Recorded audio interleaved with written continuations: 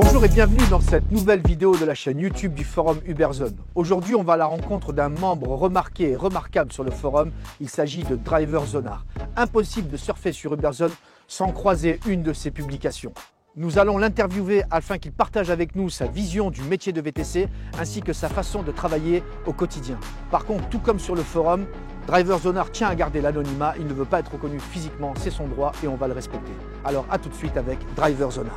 Alors bonjour DriverZonard. Bonjour. Merci d'avoir accepté cette interview pour la chaîne YouTube du forum Uberzone. Merci à toi. On te reçoit ici dans un parc du château de Versailles. Première question que j'aurais envie de te poser, c'est est-ce que tu peux te présenter un peu plus que ce que l'on te connaît sur le forum? Le pseudo c'est DriverZonard, comme tu l'as précisé. J'ai 47 ans, papa de 5 enfants, je suis chauffeur depuis maintenant presque 5 ans. Qu'est-ce que tu faisais avant d'être VTC? J'ai quasiment toujours été indépendant, ça doit faire près de 20 ans que je suis à mon compte. Donc j'ai été essentiellement du commerce avec un petit peu de restauration. Et qu'est-ce qui t'a amené au secteur du VTC comme ça? J'avais entendu parler de la liberté et de l'autonomie qu'on pouvait avoir dans ce métier-là par le biais de certaines connaissances.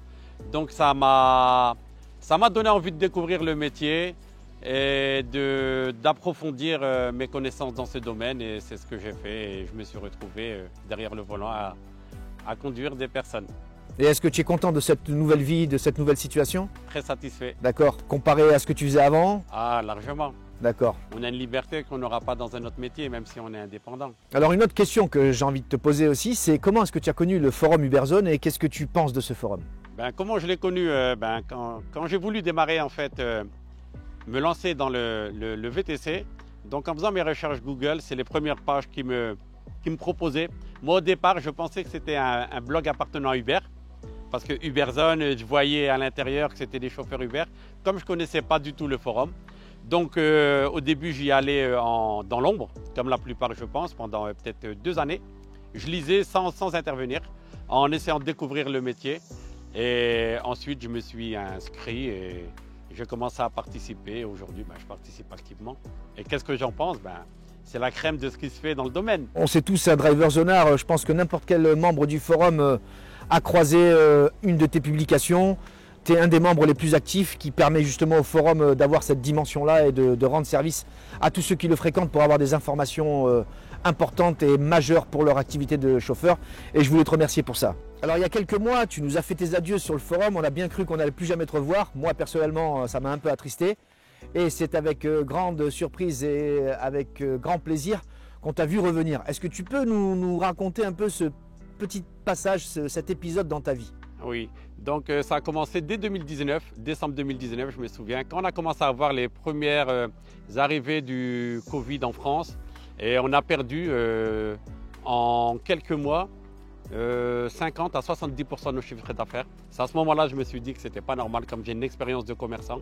Je sais que provisoirement perdre un chiffre d'affaires, ça peut être normal, on peut l'expliquer, mais sur une durée aussi longue, ça ne s'expliquait pas. Donc j'ai senti que le vent commençait à tourner dans notre activité, notre secteur d'activité. J'ai décidé d'arrêter l'activité. Quelques mois après, donc en 2020, j'avais déjà arrêté, bien que je n'avais pas encore officialisé sur le forum, mais j'étais déjà à l'arrêt en activité, en effectif. Et je me suis réorienté donc vers d'autres activités, notamment l'intérim, dans la gestion des stocks logistiques. C'était un domaine que je connaissais parce qu'il y a très longtemps, j'avais déjà fait une formation dedans. Et ça ne m'a pas plu du tout. Donc quand je lisais toujours le forum dans l'ombre et je voyais d'après les commentaires positifs que l'activité elle commençait à reprendre, je me suis renseigné plus profondément et j'ai vu qu'effectivement les chiffres que j'avais correspondaient à mieux que ce qu'on avait connu avant le Covid. C'est à ce moment-là que j'ai décidé de racheter un véhicule et de revenir sur le terrain sillonner les routes parisiennes. Donc là, on est devant ton véhicule. Tout le monde a deviné que c'était une Toyota hybride Prius. Donc c'est apparemment le véhicule le plus répandu en France et même à l'étranger pour tous les chauffeurs VTC. C'est le véhicule que tu as acheté récemment quand tu as repris ton activité? Oui, quand j'ai repris l'activité, je me suis orienté sur Toyota Prius. Sa réputation, elle n'est plus à faire, que ce soit en termes de fiabilité, que ce soit en termes de robustesse, le rapport qualité-prix et l'économie de carburant. Donc il n'y avait que des bons points sur tout le tableau. J'ai décidé de le prendre. Donc tu as investi dans cette Prius que tu as acheté neuve ou d'occasion? Donc je l'ai acheté en Belgique, sur l'équivalent du Bon Coin belge.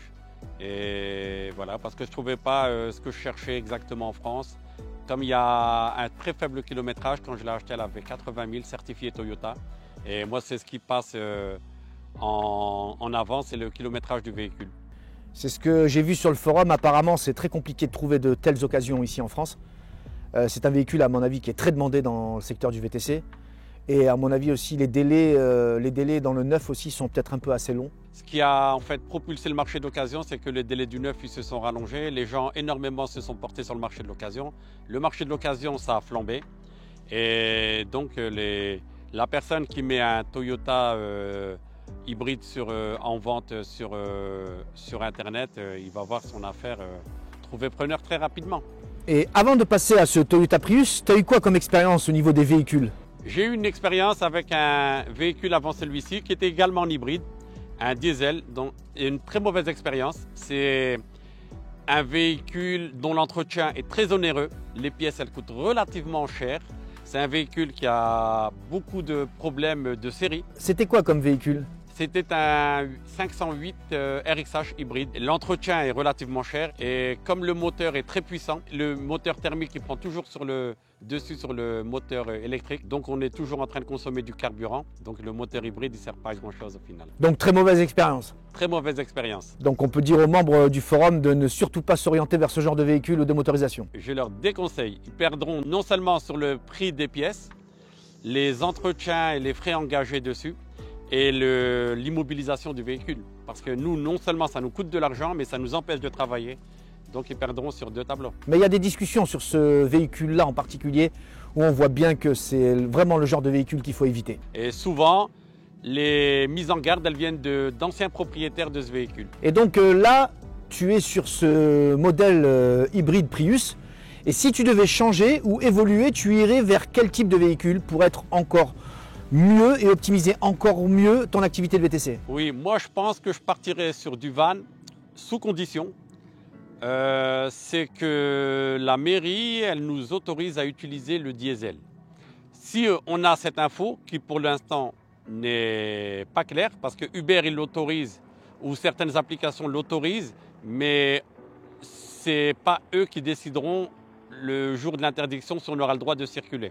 Pour l'instant, c'est juste une tolérance sur leur appli, parce qu'il n'y a pas l'interdiction, elle n'est pas effective, mais le jour où elle prendra effet, si la mairie de Paris ou les autres mairies qui décident d'interdire les véhicules diesel dans leur ville, décident d'interdire également le van, donc il n'y aura pas d'autre solution que de s'orienter vers un van électrique qui pour l'instant ne sont pas du tout au point, notamment vis-à-vis du prix et de l'autonomie. Et donc on imagine aussi que si tous les vans actuellement en circulation, les vans diesel ne pourront plus rentrer sur Paris, la difficulté que cela va représenter pour tous ces professionnels. Exactement, en sachant que Paris, c'est le poumon économique de la région parisienne. On ne peut pas faire abstraction au travail dans la capitale, même si en banlieue on peut effectivement compléter les revenus, mais ça reste qu'un complément.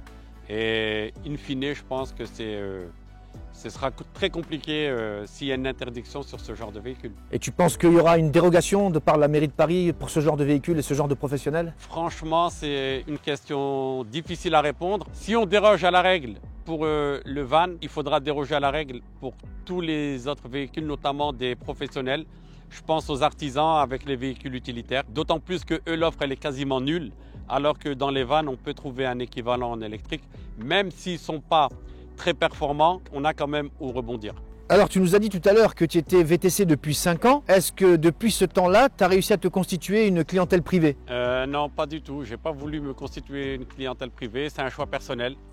Clientèle privée, ça implique d'avoir un planning à respecter, des heures. On doit s'adapter aux clients, alors que j'ai fait le choix d'être en appli et que c'est l'application qui va s'adapter à mon temps libre et non l'inverse. J'ai eu beaucoup de propositions et quasiment toutes refusées, sauf une. C'était une personne qui habitait juste derrière chez moi et qui devait aller à un aéroport vraiment bien rémunéré, donc je l'ai accepté, mais sinon, en dehors de ça, non. Mais qu'est-ce qui te gêne en fait dans le fait de se constituer une clientèle privée? Déjà, on ne sait pas où on sera à l'instant T, de une, et de deux, souvent l'approche. Parce que si c'était qu'un voisinage avec lequel on constitue la clientèle, ce serait l'idéal. Donc on commencerait notre journée par eux et l'endroit où ils vont, on travaillerait en complément sur appli. Mais c'est rarement le cas. ça matche très rarement. Donc le client, il va vous imposer ses heures. Vous allez peut-être accepter la première fois pour vous dire c'est bon, je vais constituer une clientèle, je vais patienter avec lui, je le prends. La deuxième fois, il va vous appeler, vous ne pourrez pas parce que vous serez au travail ou en famille ou au repos, vous ne serez pas disponible. Il va finir par aller voir un autre. D'accord. Et le fait de participer ou d'être intégré dans des groupes de partage de courses, ça ne peut pas aider justement à gérer cette clientèle-là? En fait, le groupe de partage de courses, c'est mon avis, c'est bien rémunéré, mieux que ce qu'on touche en plateforme. Moi, ce qui me pose problème en fait avec la clientèle privée, il y a un premier point, c'est l'approche. Parce que l'approche, c'est un retour à vide, on le fait à l'aller.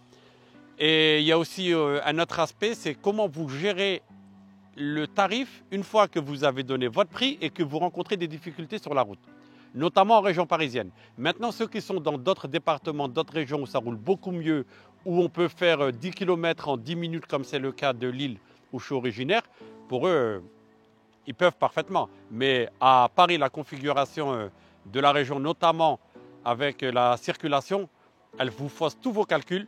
Pour aller le récupérer, vous devez vous mettre en stand-by 1 heure ou 1 heure et demie avant, qui n'est pas rémunéré.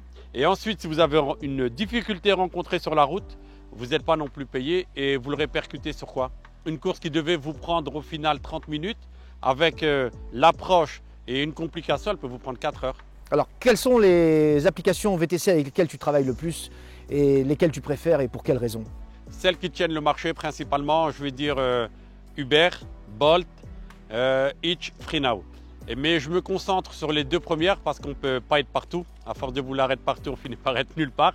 Donc je fais Uber par rapport au volume de course. C'est avec eux que tu vas assurer un chiffre d'affaires homogène et régulier, mais pas forcément le plus rémunéré. Donc sur la première marche du podium, je dirais que c'est Uber. Je dirais qu'en second, je mettrais Bolt par rapport à la qualité des courses en termes de rémunération. Et en troisième position, je dirais Hitch pour la qualité des rapports qu'elle a avec les chauffeurs. On assiste ces derniers temps avec les applications à des courses au bonus, des bonus qui sont proposés aux chauffeurs, un peu dans tous les sens, sous diverses formes. Certains y ont droit, d'autres n'y ont pas droit. Est-ce que tu y participes? Est-ce que tu arrives à en bénéficier? Et comment tu filtres dans tout ça? Oui, exactement. J'en profite et les bonus, ils sont à l'avantage des chauffeurs, mais il faut éviter de tomber dans certains pièges que nous tendent les bonus, notamment l'acceptation des courses que vous n'aurez pas acceptées s'ils n'avaient pas le bonus. Il y a aussi un autre aspect, c'est aujourd'hui on voit beaucoup de bonus personnalisés en fait. En fonction du chauffeur, il va avoir un bonus dont on ignore tout de l'attribution. On sait absolument pas sur quels paramètres se basent les applis, il y a une opacité totale. Et vous avez des bonus de certains chauffeurs, d'autres en ont pas, et des montants différents. Pour quelles raisons ces applications proposent tous ces bonus un peu diverses? Moi, je pense que c'est les résultats positifs de la loi L'Homme.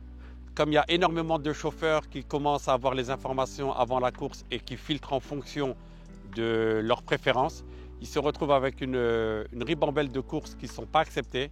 Et pour éviter que les clients se rabattent sur un autre moyen de transport, ils font en sorte de les attirer avec les bonus. Parce qu'il y a beaucoup de bonus où on doit avoir les courses consécutives pour en profiter. Donc, comme tout le monde sait que c'est un algorithme qui nous attribue les courses, l'algorithme sera réglé en fonction de faire que le chauffeur accepte les courses qu'il n'aurait pas acceptées en temps normal. D'accord, donc en fait c'est vraiment pour faire accepter toutes ces courses non attribuées. En grande partie, oui. Tu nous parles justement de la loi L'Homme. Elle a permis d'obtenir les informations sur la destination et pendant des années, ça n'a jamais été le cas. Donc maintenant, les VTC ont la possibilité de filtrer les courses en fonction de la destination et du tarif.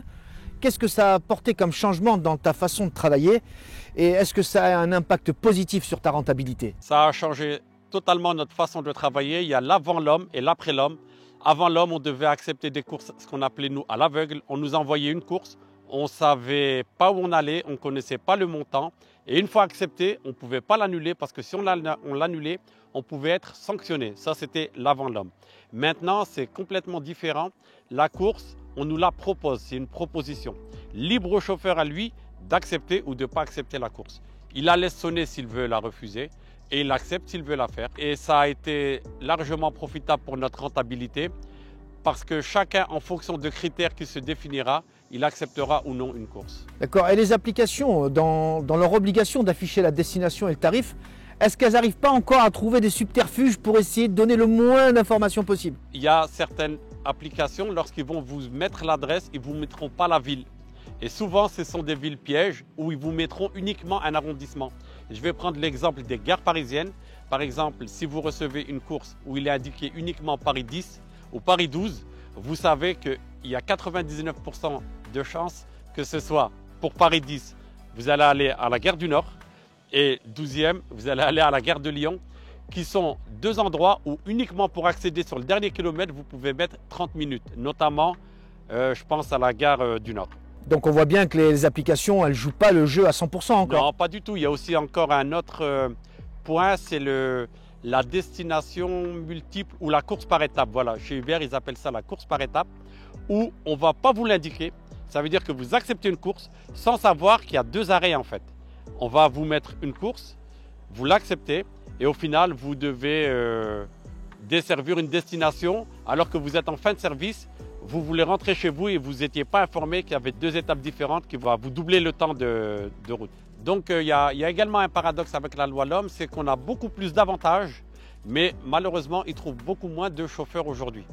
D'où l'intérêt de lancer le bonus. C'est exactement une des raisons qui a fait, mais je pense qu'il y a une multiplication de facteurs. Par exemple aussi le fait qu'il y a eu le Covid, que les centres de formation ils étaient fermés pendant 18 mois.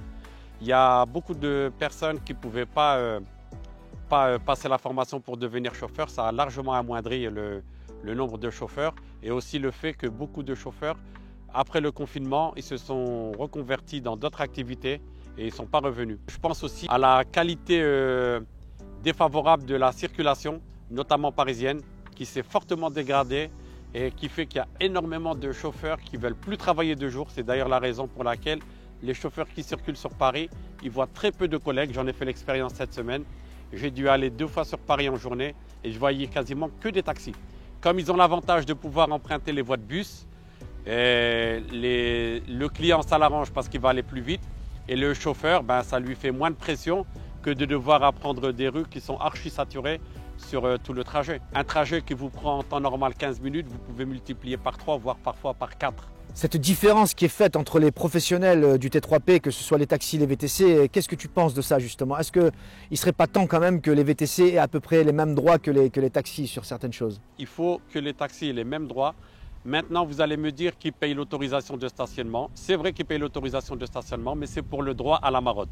Ils peuvent marauder, prendre les clients à la volée. On ne leur retirera pas, c'est leur droit. Maintenant, pour ce qui est de l'empreinte de certaines voies, notamment les voies de bus, elles ne leur appartiennent pas. Et il n'y a rien qui est stipulé au contrat lorsqu'ils vont acheter leur licence ou que la mairie leur attribue ou la préfecture gratuitement. Il n'y a aucun article où il est stipulé que c'est propre à eux. C'est une dérogation qu'ils ont pu avoir. Si demain, les VTC pouvaient bénéficier de la même dérogation, je ne vois pas, il serait où le problème. En sachant qu'à la base, c'est les véhicules de secours et les bus qui la prennent. Eux, ils sont tolérés. Pourquoi cette tolérance? On ne pousserait pas la logique jusqu'au bout pour tous les attracteurs du T3P, notamment les VTC. Alors, est-ce que tu peux nous décrire un peu une de tes journées type de chauffeur VTC? L'avantage déjà qu'on a avec notre métier, c'est qu'on n'a pas de contraintes horaires. On gère notre journée comme on veut. Pour ma part, en général, je démarre en début d'après-midi dans mon secteur. J'évite Paris parce que je sais que la zone parisienne, elle est bouchée en journée. Avec les travaux aujourd'hui, c'est les bouchons continus, même hors heure de pointe ou bouchons habituels. Donc je fais un peu la banlieue ouest, tout ce qui est 78, mais côté Saint-Germain, Chambourcy, Poissy, comme j'habite pas très loin. Je sillonne le secteur, en fait, de chez moi, je reçois les courses et j'y vais, quoi. Jusque 20h en général en semaine et après je descends sur Paris. Ça c'est pour la semaine, de 20h jusqu'à on va dire minuit et je rentre. Ensuite le week-end c'est un peu différent. Le week-end souvent je vais en journée sur Paris parce que je sais que ça roule mieux. Et je fais une petite partie de la nuit et ensuite je rentre. Quelles habitudes tu as au niveau des applications pour filtrer tes courses et choisir tes courses? Contrairement à beaucoup de chauffeurs, j'ai une façon de travailler... je dirais pas atypique, mais je dirais que les chauffeurs expérimentés l'utilisent. C'est qu'ils regardent plus la possibilité d'enchaîner une course que le tarif de la course. Supposons que j'ai une course qui va me prendre en banlieue un samedi soir alors qu'il y a du travail à Paris. La course, elle est d'une quarantaine ou cinquantaine d'euros. Et je sais que j'ai un retour à vide, il n'y a aucune possibilité d'enchaîner là-bas. Ben, je vais rester sur Paris avec des courses beaucoup plus petites et une probabilité d'enchaîner une course plus importante pour ne pas rouler à vide. Parce que le secret du travail, tant que la banquette elle est pleine, on ne perd pas d'argent. Si la banquette elle est vide, ce qu'on a gagné à l'aller en déposant le client, on en perd une partie sur le retour quand on revient à vide. Et tu jongles entre les applications comme ça pendant toute la durée de ton activité? Oui, essentiellement deux. Je choisis deux applications. Chacun choisira celle qui lui convienne le mieux. Celle avec qui il estime qu'elles ont le plus gros volume de courses. Moi, j'ai mon choix dessus. Deux, pourquoi? Pour pas m'éparpiller non plus, parce qu'il faut à chaque fois se déconnecter. Il faut à chaque fois s'attirer sur le téléphone, sur la batterie. Le téléphone chauffe, surtout en été. Donc, j'ai fait le choix d'avoir que deux applis. Et c'est amplement suffisant. Donc, j'ai pas d'intérêt à prendre plus que ça pour l'instant. Jusqu'à présent, ça m'a toujours réussi et on ne change pas une équipe qui gagne. Donc tout à l'heure, tu nous as dit que tu bossais exclusivement qu'avec les applications VTC. Mais est-ce que tout est rose avec ces applications ou est-ce que tu n'as pas des reproches à leur faire? Il y a déjà, sur un premier point, par exemple, la relation qu'elles ont avec le chauffeur lorsqu'il y a un différend ou un litige avec le client. On sent qu'il y a le parti pris du client, quelle que soit la situation, et très souvent, ça arrive. Il y a aussi un deuxième point, par exemple, concernant les approches. On est considéré comme indépendant, et c'est vrai, nous sommes indépendants. Mais le problème, c'est qu'on ne nous rémunère pas les frais d'approche. Je ne connais aucun indépendant qui vient chez vous gratuitement, sans vous facturer sa venue. Mais chez nous, ça existe. Il y a aussi une troisième chose, par exemple, et on le voit justement parce qu'on est en plein dans le sujet, c'est l'augmentation des énergies et des carburants. Tout a augmenté parce que tout est lié à l'énergie ou au carburant, sauf nous. Nous, notre profession, notre première charge variable, c'est le carburant. Et ils ont augmenté de près de 40% alors que les tarifs sont identiques. Et ça, je pense qu'il faudrait un jour ou l'autre indexer les prix des courses sur le prix des carburants. Comme ça, en fonction des augmentations, nos courses seront mieux rémunérées. On voit souvent chez les plateformes un chiffre d'affaires jusqu'à 8 000 euros annoncé en gain potentiel pour les chauffeurs. Est-ce que tu trouves ça raisonnable ou pas? Le chiffre déjà de 8 000 euros, on ne va pas le remettre en cause. Il faut y déduire toutes les charges de une, donc ça reste un chiffre d'affaires. De deux, on ne nous donne pas le nombre d'heures. Un chauffeur, il peut travailler 7 jours sur 7, 10 à 12 heures par jour. Ça, on ne le sait pas, la pub, elle ne le dit pas. Et elle ne nous donne pas aussi le gabarit du véhicule. Il se peut que ce soit un chauffeur en berline. Et aussi, chose très importante, c'est jusqu'à. Donc, ce qui veut dire que c'est le montant maximum qu'un chauffeur il pourra prendre en se connectant en chiffre d'affaires. Mais à quel prix? C'est-à-dire le nombre d'heures sacrifiées? Le nombre d'heures sacrifiées, le véhicule. Quelqu'un qui viendrait avec un véhicule X et un berline, par exemple, on ne sait rien du gabarit, du standard du véhicule utilisé. On peut le faire, mais on ne nous dit pas sur quelle durée. La personne, si elle l'a fait sur un mois, il y a 12 mois dans l'année. Les mois suivants, forcément, ça va baisser sa moyenne. L'activité n'est pas la même d'une période à l'autre. Exactement, il y a ce qu'on appelle la saisonnalité. Vous avez des mois à forte activité qui sont peut-être, je ne sais pas, de l'ordre de 2-3 mois, où il pourra peut-être faire ce 8 000 euros de chiffre d'affaires-là éventuellement sur 1-2 mois.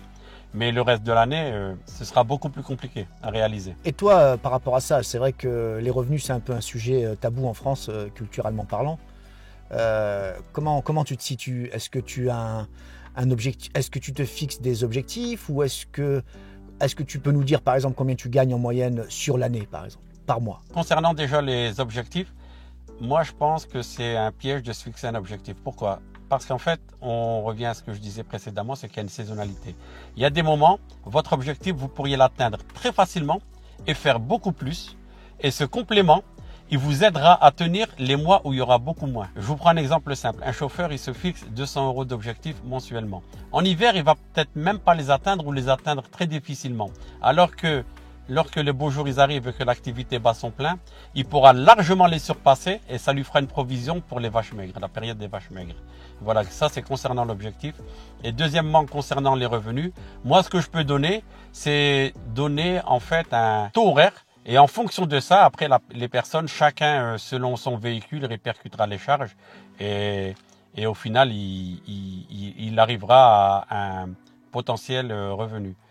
Le chiffre moyen, je pense, il se situe pour un véhicule d'entrée de gamme, ce qu'on appelle en IBERX, c'est entre 20 et 25 € l'heure. En fonction de ça, la personne verra le nombre d'heures qu'elle pourra effectuer, parce que ça varie d'un travailleur à l'autre. Vous en avez qui vont travailler en complément, qui feront 2-3 heures par jour, et vous en avez d'autres, donc c'est l'activité principale, qui pourront travailler 10-12 heures. Donc forcément, au final, ils n'auront pas le même revenu.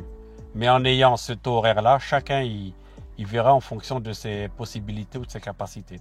Donc tu nous annonces qu'avec les applications, on peut avoisiner un taux horaire entre 20 et 25 € de l'heure net. C'est pas net de revenus, c'est en chiffre d'affaires. D'accord, mais tu as déduit les impôts, toutes tes charges? Non, pas du tout. D'accord, donc au final, quel peut être potentiellement le salaire d'un chauffeur VTC en net? Ça dépend du véhicule, ça dépend du nombre d'heures qu'il va travailler, ça dépend de la structure juridique de la société. Chaque statut est différent. Il y a trop de paramètres. Exactement, il y a énormément de paramètres. Et c'est pour ça qu'avec le taux horaire, la personne en fonction de son véhicule, de ce vers quoi il va s'orienter comme société et du nombre d'heures travaillées, ce sera à lui de déduire. Et toi, ta situation personnelle à toi, sur l'année, vu que tu as 5 ans d'expérience maintenant, Oui. tu arrives à te dégager un salaire net de combien? Moi, ce que je peux vous dire, c'est que mon salaire au taux horaire net, un peu supérieur au SMIC. Mais c'est le travailler plus pour gagner plus. Si vous travaillez 2 fois le SMIC, vous allez être payé 2 fois le SMIC. Encore une fois, chacun sa situation, Exactement. chacun son véhicule, C'est chacun ça. le nombre d'heures qu'il travaille, etc. C'est ça. Parce qu'il faut tout répercuter, notamment aussi sur le choix du véhicule et de son carburant. D'où l'intérêt de prendre des véhicules qui sont peu consommateurs. Et au niveau de la structure juridique, tu es sur quel type de structure? Après ça, c'est une question où il vaut mieux se référer à un comptable parce que chaque situation est vraiment différente. Il faut rentrer sa vie personnelle, sa vie familiale, ses stratégies, ses objectifs à atteindre. Est-ce qu'on va se dégager de salaire? Est-ce qu'on va pas se dégager de salaire? Et d'un cas à l'autre, c'est totalement différent. Et ça, c'est la question où seul un comptable il peut répondre. Mais toi, dans ta situation, tu es parti sur quoi? J'étais parti pendant les premières années parce que j'avais l'acre sur l'auto-entrepreneur et je suis passé en société, en SASU. Tu te verses un salaire? Non. Tu te rémunères plutôt en dividende alors? Exactement. Bon, Driver Zonard, merci d'avoir participé à cette interview. C'était vraiment un plaisir de partager ces petits moments avec toi. Le plaisir est partagé, ça m'a fait également plaisir. Et si j'ai pu aider qui que ce soit par une bonne astuce, je m'en réjouis. Très bien. Le but de cette vidéo, c'était justement de partager une façon de travailler, une façon de voir le métier de VTC avec ceux qui souhaiteraient peut-être potentiellement se lancer dans ce secteur. Si l'interview de Driver Zonard vous a plu, n'hésitez pas à liker la vidéo et à vous abonner si ce n'est pas déjà fait. Si vous avez des questions à lui poser ou à me poser, faites-le dans les commentaires, on se fera un plaisir d'y répondre. En attendant, prenez soin de vous et soyez prudents sur les routes. À bientôt la zone.